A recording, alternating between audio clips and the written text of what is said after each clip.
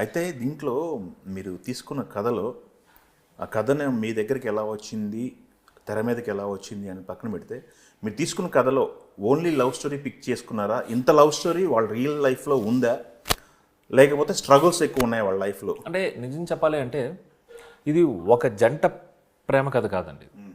ఇప్పుడు నేను చెప్పాలంటే ఏంటి అంటే ఇది ఒక ఇన్సిడెంట్, ఓకే, ఇది ఒక సంఘటన.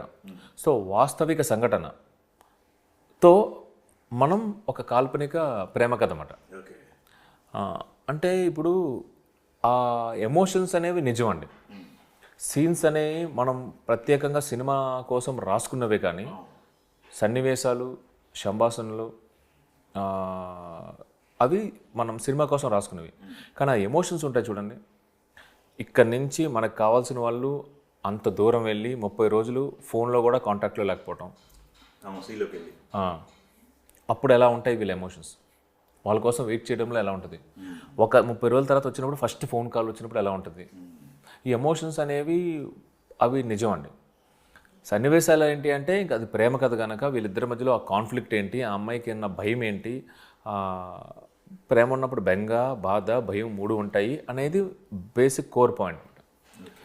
సో కరెక్ట్గా ఒక లైన్లో అసలు ఏంటి ఎలా అనేది వాస్తవిక సంఘటనతో కూడుకున్న కాల్పనిక కథ. It's a fictional love story obviously, but the incident is true. Pallavi గారు, సాయి పల్లవి గారు ఆన్ బోర్డు రావడానికి ఫస్ట్ నుంచి ఆవిడని అనుకున్నారా, లేకపోతే ఆప్షన్స్కి వెళ్ళి సాయి పల్లవి గారికి వచ్చారా మీరు? ఎట్లా జరిగింది? అంటే ఏం లేదండి, ఆప్షన్స్కి వెళ్ళి అంటే ఆవిడకి వెళ్ళక ముందు ఆవిడే అనుకున్నాం. బట్ ఇఫ్ నాట్ ఏంటి అనేది ఉంటుంది కదండి, డేట్స్ పరంగా కానీ దీని పరంగా కానీ ఏంటి అనేది ఉండేది అనమాట. అది ఎవరికైనా ఆబ్వియస్లీ అంటే ఈ స్టోరీ ఉన్నప్పుడు, ఇప్పుడు బిఫోర్ ఈ స్టోరీ విన్నప్పుడు, అరవింద్ గారు, వాసు గారి స్టోరీ విన్నప్పుడు ఎవరికి బాగుంటుంది అని చెప్పి ఒక పలు డైరెక్టర్స్ దగ్గరికి వెళ్ళి తిరిగిందన్నమాట. సిమిలర్గా ఈ స్టోరీ మన దగ్గరికి వచ్చినప్పుడు అంటే ఇందులో అంటే నాకు ఒక పాయింట్ ఆఫ్ టైం తర్వాత అంటే ఇది లవ్ స్టోరీగా ఎక్కువ చేద్దాం అనుకున్న తర్వాత రైటింగ్లోనే ఇది ఎవరైతే ఈ క్యారెక్టర్ చేస్తారో వాళ్ళ మీద డిపెండ్ అయిన సక్సెస్ అనేది ఆ రైటింగ్ రాసుకునేటప్పుడే ఈ ఎమోషన్స్లో ఈ క్లోజప్ కావాలి, ఈ మాట విన్న తర్వాత ఆమె అలా నడుచుకుంటూ రావాలి, సత్య అనే క్యారెక్టర్, బుజ్జితల్లి అనే క్యారెక్టర్ భయపడిపోతూ భయపడిపోవాలి, ఇవన్నీ ఎమోట్ చేస్తేనే ఆ రైటింగ్కి పర్పస్. అప్పుడు ఆబ్వియస్లీ అంటే స్క్రీన్ మీద మైండ్లోనూ బేసిక్గా ఆమె కనపడిందండి. ది బెస్ట్ ఇచ్చాడు చైతన్య గారు పర్ఫార్మెన్స్ పరంగా, తండేల్లో ది బెస్ట్ ఇచ్చారని అంటే చెప్పి. ఇప్పుడు చైతన్య ఆయన బెస్ట్ అనేది నేను డిక్లేర్ చేయలేను, బట్ ఈ సినిమాకైతే మాత్రం హీ గేవ్ హిస్ బెస్ట్. ఈ సినిమా వరకు హీ గేవ్ హిస్ బెస్ట్ అండి. అంటే ఇప్పుడు అందరూ కూడా అంటే ఆశ్చర్యపరంగా అజ్జు బాబోయ్ ఏం పర్ఫార్మెన్స్ చేశారని, అంటే ఏజ్తో సంబంధం లేకుండా చాలా పెద్దవాళ్ళు కూడా, అంటే నాకు ఆ వీడియోస్ చూస్తుంటే చాలా పెద్ద వాళ్ళు వచ్చి కూర్చుంటున్నారంటే, వాళ్ళు ఇంట్లోంచి కదిలి 3 hours ఒక మూవీకి వచ్చి కూర్చుంటున్నారంటే నిజంగా I'm so thankful to the audience అండి.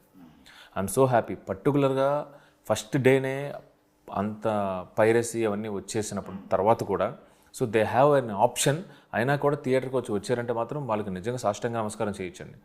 ఆ వయసులో వాళ్ళు వచ్చి కూర్చున్నారు. అండ్ మోర్ ఓవర్ వాళ్ళని సాటిస్ఫై చేయాలి అంటే మాత్రం ఇట్స్ వెరీ టఫ్ అండి. ఇప్పుడు ఒక ఏజ్ వాళ్ళకి మంచిగా 2-3 పాటలు ఉంటే చాలు. సాయి పల్లవి అంటే ఇష్టం ఎవరికైతే ఉందో వాళ్ళకి ఆమె ఉంటే చాలు, మినిమం ఉంటే చాలు. హీరోకి ఎవరైతే ఇష్టమో వాళ్ళు చాలు.